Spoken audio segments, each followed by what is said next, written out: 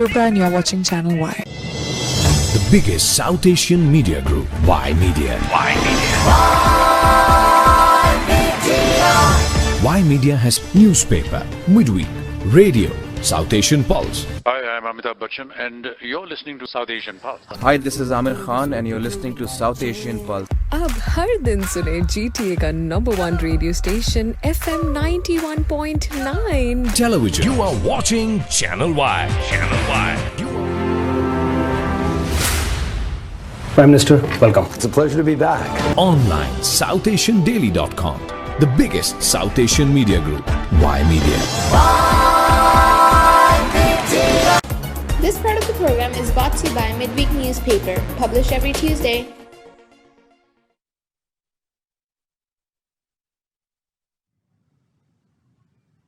Hello and welcome to the Daily Brief. I am Ramona Singh, bringing you the stories and headlines in local, national, and international news, as well as business and entertainment. And we've been taking a coverage of the entire war in Ukraine, and our thoughts and prayers are with the people of Ukraine. And today marks day 22 of Russia's deadly invasion of Ukraine, as Russia keeps bombing its cities.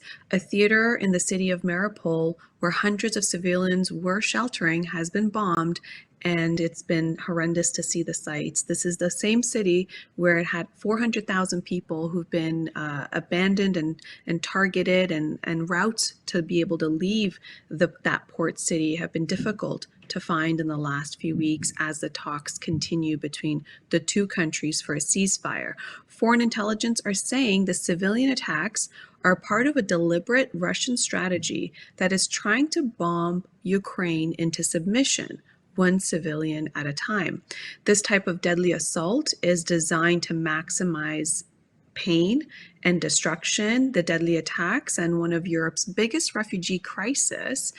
It's imperative for Kyiv and Western nations to talk to Russia and come to some sort of terms with Putin, but the question always remains if Putin will accept it and follow through on his side.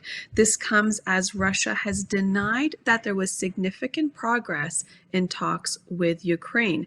The delegation from both countries had several rounds of talks after Russia's attack on Ukraine since February 24th of this year.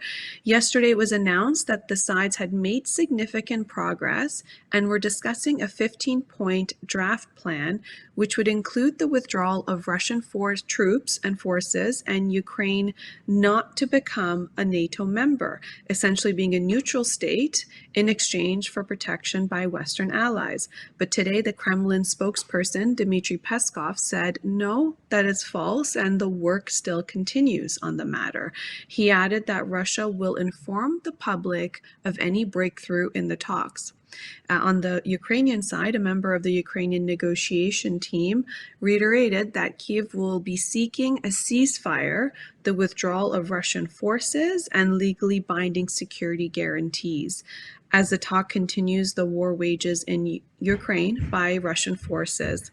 And the latest news is that the Russian forces have been using tear gas on Ukrainian protesters in a city in Ukraine that has been Russian occupied. This city of Skadovsk, there were demonstrators outside where the mayor and two officials were detained. Zelensky has cited, as he's talked to the Germany lawmakers today, this comes as a series of talks he's had with the UK MPs as well as the United States earlier this week and Canada. Now earlier today, he addressed the German lawmakers and he cited post-Holocaust phrases such as never again in address to the German lawmakers. The Ukrainian President Volodymyr Zelensky made explicit reference to the Holocaust in an address. He said, "Every year, politicians say, never again. Now I see these words are worthless. In Europe, people are being destroyed." He asked them to help he asked for help in terms of destroying the wall. The wall he was referring to was Russia that has erected the war in Europe. He said it's not a Berlin Wall, it's a wall in Central Europe between freedom and bondage. And this wall is growing bigger with every bomb dropped on Ukraine. Zelensky accused Germany of putting its economic interests ahead of its response to Russia's invasion, telling the lawmakers their support came too late to stop the war. Germany is heavily reliant on Russian petroleum products and imports in general, and was hesitant to raise harsh sanctions on Russia for fear that it could hurt its economy early on. So far, Germany has not banned Russian oil and gas imports, but Chancellor Olaf Scholz did cancel the Nord Stream 2 natural gas pipeline, which was opposed by Ukraine and others because it was believed to have damaged European security and would make Russia only more strong and powerful in terms of being able to provide the oil and make the reserves and money from it. Germany also reversed its restrictive European arms export policy in response to Russia's invasion by supplying Ukrainian forces with anti-tank and air defense weapons.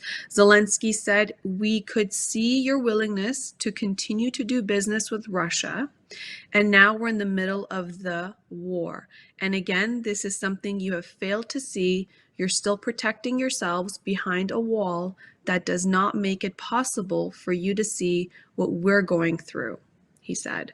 Peace is more important than income. This tone was a lot more different than the tone he took with the Canadian Parliament as well as the United States Congress earlier this week.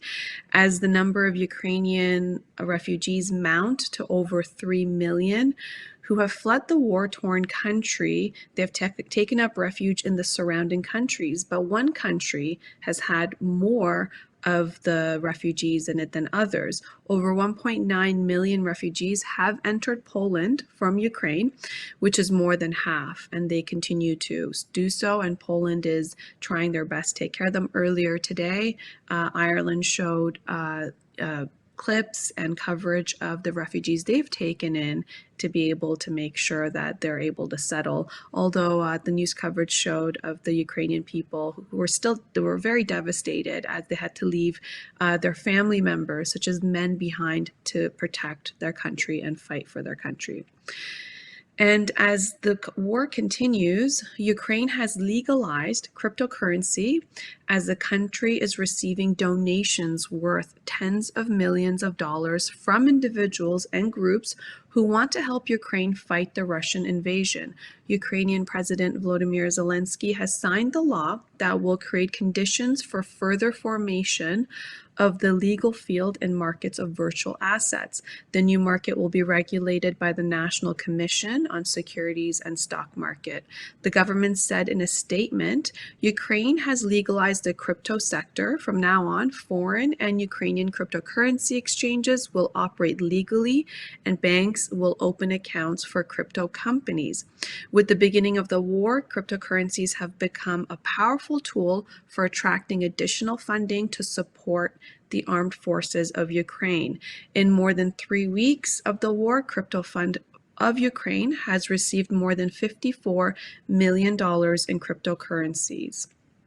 And media reports claim that the government has received close to 100 million in crypto donations. And in response to the ongoing war, the European Union has closed airspace across its 27 countries to Russian airplanes. This came earlier on as the war waged on February 24th. This was in late February, and it followed by US following suit and banning Russian aircrafts from US airspace. In response to the EU ban, the Russian Civilian Aviation Authority closed off its airspace to the carriers of 36 countries. The list include United Kingdom, Canada, who have also both banned Russian aircrafts. Zelensky called for a no-fly zone over Ukraine. He's been doing so for the last few weeks since the invasion has begun, and that call has not been met or been granted for fear that it might escalate into World War III. And earlier in the week, when President Zelensky addressed Congress and the U.S. president, Joe Biden has now pledged an extra $800 million in security aid for the embattled country and has called the Russian leader, for the first time, Vladimir Putin, a war criminal. The Kremlin, in return, terms Biden calling Putin a war criminal as inadmissible and unforgivable. This came from the Kremlin's press secretary, Dmitry Peskov. And in Russia, Putin has addressed his nation, calling pro-Western Russians national terrorists. Putin has clamped down on any dissent since the invasion of Ukraine.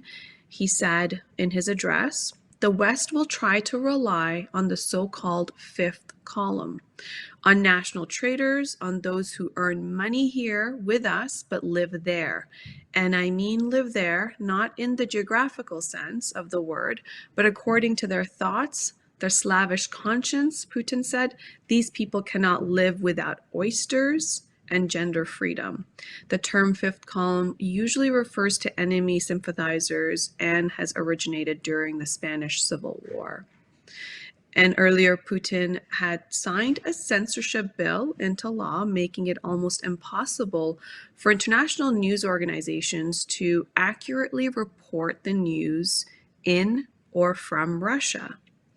So to defeat, and as internet has been shut down for users for social media like Facebook and Instagram and Twitter, you have Russians who want to access the internet. Censorship have turned to specialized circumvention technologies such as VPN that are widely used in other countries like China and Iran.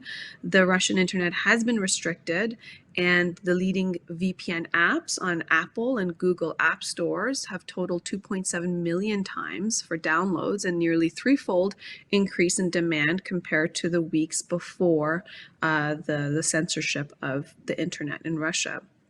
And as sanctions pile on and Russia's further isolated, the Russian economy is on the verge of default. It's been in the news in the last little while, but Russia has said today that it has ordered $117 million in interest payments it owes to be sent to investors. But because the funds used to make the debt payment came from Russia's frozen foreign assets, it remains unclear whether investors will receive their money, warning that the payment might not go through if the United States disallows it. Russia has said, we have the money, we made the payment, now the ball is in the American court.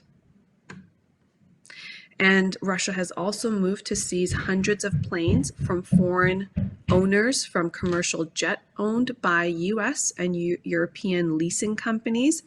Vladimir Putin signed a law earlier this week as a part of the government's anti-sanction measures, which allow Russian airlines to register planes leased from foreign companies in Russia, where they will be issued local certificates of airworthiness, according to a statement by the Kremlin.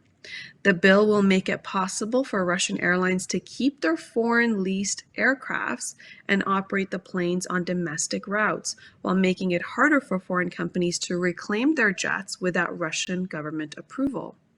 The US and European sanctions imposed on Russia require leasing companies to repossess all planes they've leased to Russia Airlines by the end of the month. How they will do this, it is unknown. And Western aircraft makers such as Airbus and Boeing have already cut off Russian airlines access to spare parts. They need to maintain safety for their flights. Russian airlines operate 305 Airbus jets, 332 Boeing jets, 83 regional jets made by Bombardier, Embraer, and ATR. Only 144 planes in the active fleets of Russian airlines were built in Russia. So about 85% of those foreign-made planes are owned by leasing companies. And that puts a combined value of $12.4 billion. And the French President Emmanuel Macron, he is seeking re-election, and he's saying that the war in Ukraine and the invasion by Russia could lead to global food crisis in 12 to 18 months And in his opinion, it will especially affect the countries very on Russia. He was referring to countries in the Middle East and Africa and European countries, and he says we must be ready for this challenge, both for it and for its partners. Macron added that he aimed to ensure the food independence of France if he's elected president for the next 5 years. And in a positive news story, in Chicago, there was bumper-to-bumper traffic caused by a $200,000 gas giveaway, which made a big difference for the residents of Chicago who were in line waiting to get gas. Parts of Chicago has experienced a major traffic backlog today as vehicles lined up in the streets for a $200,000 fuel giveaway, and people wait in line for a $50 of gas top-up, courtesy of Willie Wilson, there he is in pictures, at 10 different gas stations until the $200,000 donation was exhausted. According to the American Automobile Association, the AAA website said gas prices in Cook County, Illinois were around $4.71, and the average across the state was $4.53. And taken to his Facebook, he wrote, "The soaring prices of gas has caused a hardship for too many of our citizens. The average price of regular gas has gone well over $4 a gallon for the first time in nearly 14 years and is now up nearly 50% from last year. The war in Ukraine, a ban on Russian oil, and high taxes are contributing to rising fuel prices," Wilson wrote on his Facebook. And while speaking to the Book Club of Chicago, Wilson said that he plans to hold another gas giveaway at the end of the month on March 31st. He says, "And we're going to come with much more than $200,000, Wilson told the Book Club. Willie Wilson is an American businessman from Chicago, Illinois, who ran unsuccessfully for multiple elected office, such as the mayor of Chicago, U.S. Senator from Illinois, and as well as the President of the United States. And maybe this means he'll take a run at it again now that he's so generous and in such a timely manner." And in national news,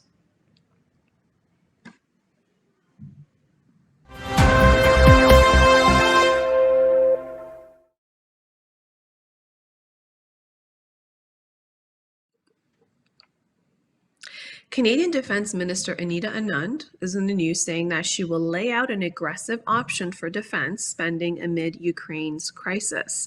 She says, "My role is to bring forward a number of different options for our government to consider. Several European countries, including Germany, Poland, and Denmark, have increased military spending in response to the crisis in Ukraine. In 2021, Canada's defense spending was an estimate of 1.4% of GDP, according to NATO. Anand said that she would establish options that would mean defense spending hitting or falling just short of NATO's target of 2% of GDP for the member countries. Prime Minister Justin Trudeau said he'll be traveling to Brussels next week for the NATO summit, which is focused on Russia's invasion of Ukraine. And announced today by the federal government that COVID tests will no longer be required for travelers who are vaccinated as of April 1st, as PCR prices, COVID tests are so high, even to the upward of $200, while antigen testing can usually run up to about $100. Random testing of arrivals will continue to track the emergence of new COVID-19 variants, and vaccine mandates for air, rail, ship travel remain in effect. CP has issued a 72-hour lockout notice. The Canadian Pacific late yesterday issued this notice to the Teamster Canada Rail Conference, this TCRC, train and engine, of its plan to lock out employees on March 20th, 2022, if the union leadership and the Class 1 Railroad are unable to come to a negotiated settlement or agree a binding arbitration. The TCRC represents approximately 3,000 locomotive engineers, conductors, and train and yard workers at CP. The union on February 10th reported that it was involved in a dispute with Class 1 Railroad over wages, benefits, and pensions, that it had served notice to the Minister of Labour in accordance with the Canada Labour Code, and that a strike vote could take place. On March 4th, earlier this month, the TCRC announced that it had completed and tallied the results of a strike vote. By its members, there were 3,062 ballots sent out to the membership, with 96.7%, so that's 97%, in favor of strike action if it's necessary. And the World Health Organization may reject the Canadian-made Medicago COVID-19 vaccine because of its ties to big tobacco. The Medicago Covifense vaccine was authorized in Canada last month. World Health Organization says the application of Covifense to get an emergency use license is on hold and will likely be denied because the organization has very strict policies about engaging with tobacco companies. A spokesperson for Medicago says the company has only been told the application's on pause and notes the decision is unrelated to the vaccine's safety and effectiveness. Canada has a contract to buy up 76 million doses of Covifense, but its vaccine strategy is now relying solely on the vaccines of Pfizer and Moderna. If the World Health Organization denies the application, it would prevent Canada from donating any of its Medicago doses to COVAX. And in business news,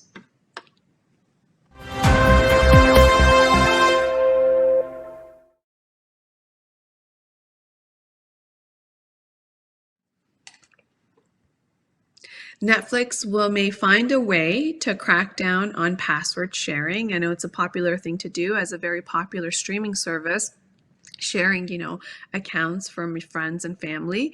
The streaming service will soon launch a test aimed at keeping users from sharing their password with people outside their household. Last year, the company tested a prompt on viewers using account owned by people outside their household. The prompt read, "If you don't live with the owner of this account, you need your own account to keep watching." Now, in a test launched in 3 countries, Netflix will have primary account holders pay an extra fee of $3 for any users outside their household. The company will later evaluate whether it to bring it to other markets as well.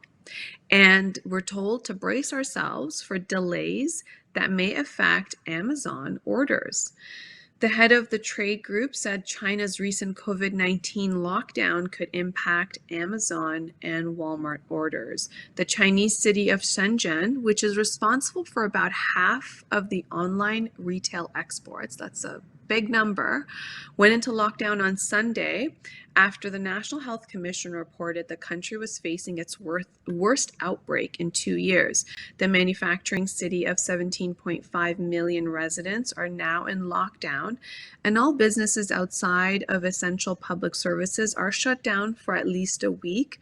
Most manufacturing logistic companies have either been shut down or entirely are operating at a heavily reduced capacity. And in entertainment news,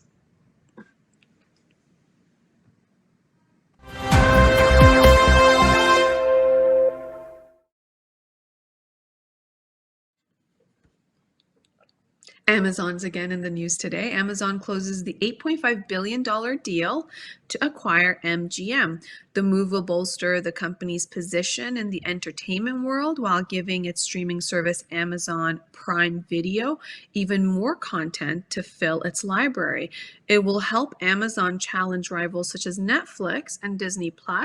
The deal brings MGM and its more than 4,000 films and 17,000 TV shows under the Amazon umbrella. Big names like James Bond franchise, which has earned up billions of dollars over the last 60 years. MGM has also other notable franchises such as Rocky, The Handmaid's Tale, which is my favorite, RoboCop, Legally Blonde, and Epix TV network. The deal closed without a challenge from the Federal Trade Commission. And in case if you're wondering what Mike Tyson has been up to, He's been keeping very busy in the cannabis space. His company Tyson 2.0 just released Mike Bites. It's a cannabis gummy shaped like ear with a bite taken out of it. And that is marketing genius for Mike Tyson. Mike Tyson is bringing his cannabis brand to Chicago through an exclusive partnership with Common Citizens, which will offer the Tyson 2.0 line and in its licensed dispensaries in statewide. Tyson 2.0 launched in October 2021, just last year, first offering pre-rolls and cannabis flowers in 1/8 jars in California through partnership with Columbia Care, one of the nation's largest cannabis producers and retailers, with licenses in 18 U.S. jurisdictions. Since then, the brand has expanded to Nevada, Massachusetts, and Colorado. And today is St. Patrick's Day, so happy St. Patrick's Day. It is a beautiful weather in the city of Toronto, and the city of Toronto will have its first St. Patrick's Day parade since 2019 this Sunday. The parade is set to begin at noon on Sunday, with the march lasting 1.5 hours. According to the parade's website, it will begin at the corner of St. George Street and Bloor Street West, and will head east on Bloor Street and then turn south on Yonge Street. So everybody's celebrating happy St. Patrick's Day. That's all the time we have today for the Daily Brief. Join us on social media for any of the episodes you've missed. I am Ramona Singh. Until tomorrow, be happy and God bless. Thank you. You are watching Channel Y. Channel Y, a South Asian Canadian channel. And you're watching Channel Y. The biggest South Asian media group, Y Media. Y Media. Y Media has newspaper, midweek, radio, South Asian Pulse. Hi, I'm Amitabh Bachchan, and you're listening to South Asian Pulse. Hi, this is Amir Khan and you're listening to South Asian Pulse. अब हर दिन सुने GTA का number 1 radio station FM 91.9 Television. You are watching Channel Y. Channel Y. Prime Minister, welcome. It's a pleasure to be back. Online, SouthAsianDaily.com. The biggest South Asian media group, Y Media.